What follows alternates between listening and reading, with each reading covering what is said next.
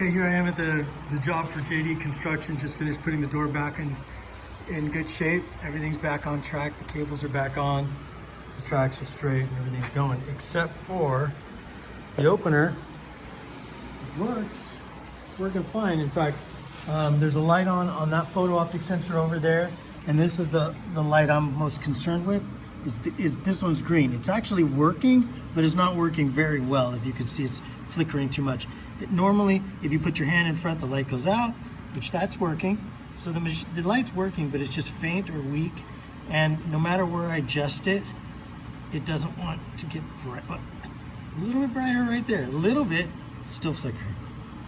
Okay, so I'm gonna actually go with that and then go back and try to operate it. But this is what happens when that light's not full on solid. Let me show you, okay? The opener will activate. There's a light on there too. The opener will activate to lift the door. Okay, so it will lift the garage. That's what it's meant to do. Let us out, like for security reasons, right?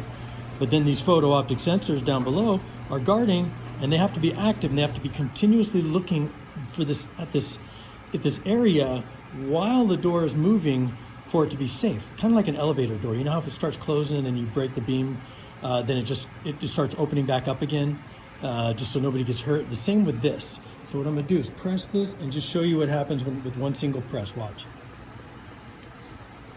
Okay, one single press. Okay, it wants to reverse. All right, and the opener, if it had a light in it, it would be flashing. You can hear it click.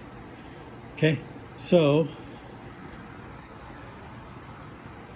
this is what we need to do. We need to press and hold down until this door completely closes. And if you're not pressing and holding it all the way down, it will reverse. Got that? So stopped it, and now press and hold it until it closes. That's kind of basically what's necessary. There, see? And it actually works. Everything's working fine. No light bulb inside there, except for that little tiny green flickering eye. That just tells me this is weak. Any one of the cables could have gotten compromised somehow. The cables run all the way up here, jump together right here, and then come all the way back up here, following that, and then wrap around, and then we go into the back.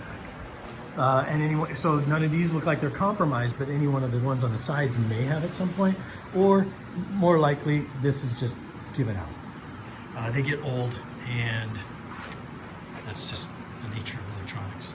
So that's that.